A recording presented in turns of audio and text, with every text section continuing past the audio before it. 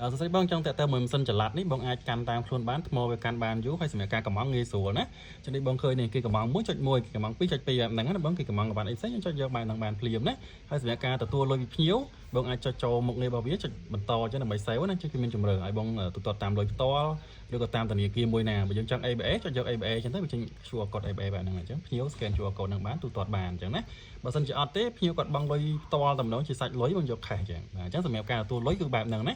ហើយតើយើងចុចទទួលទៅបាទ save ទៅអញ្ចឹងវានឹងធ្វើការរក្សាទុករបាយការណ៍នឹងទុកឲ្យបងហើយវាចេញដងឲ្យបងមកទៀតនេះងាយស្រួលណាអញ្ចឹងយើងគាត់នឹងហែកហើយឲ្យកាយបាត់ទៅភ្ញៀវទៅជាការសាច់ឲ្យបងហើយល្ងាចឡើងយើងអាចបិទបញ្ជីបានអញ្ចឹងណាវាមានមុខងារសម្រាប់បងបិទបញ្ជី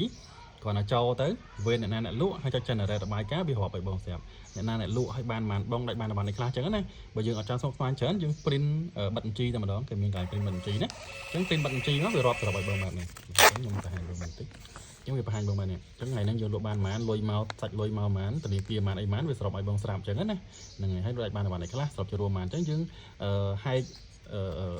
បងរបស់វានេះខ្ចប់មួយលុយទុកឲ្យម្ចាស់ហាងជាការស្រេចហើយសម្រាប់ការប្រើណា